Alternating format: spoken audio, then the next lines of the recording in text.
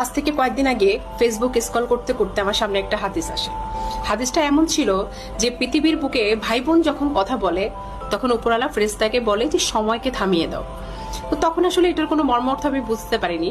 তার কিছুদিন পরে আমি যখন এই হাদিসের একটা ডিটেলস বর্ণনা আমার সামনে আসে, তো তখন হাদিসের মাধ্যমে আমি জানতে পারি যে মৃত্যুর পরে মানে আখিরাতে জীবনের পরে অনেকের সাথে অনেকের দেখা হওয়ার সম্ভাবনা আছে।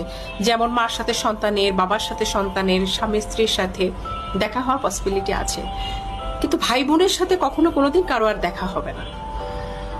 ভাই বোনের সম্পর্ক পৃথিবীর পর্যন্তই, পৃথিবীর পরে মানে মৃত্যুর পরে আর কখনোই কেউ কাউকে কোনোদিন দেখতে পাবো না।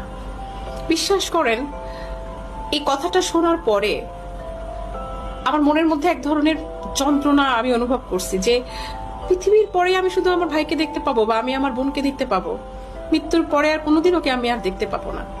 তো এই ক্ষণস্থায়ী জীবনে আমরা অনেকেই সম্পত্তির কারণে কিংবা আনুষাঙ্গিক অন্যান্য কারণে আমরা ভাই বোনের সাথে কেউ কারো মুখ দেখি না বা আমাদের সাথে কোনো কথা হয় না, টোটালি কোনো সম্পর্ক নেই, এবং এইভাবে সম্পর্কটা অনেক দিন কন্টিনিউ করে যাচ্ছি।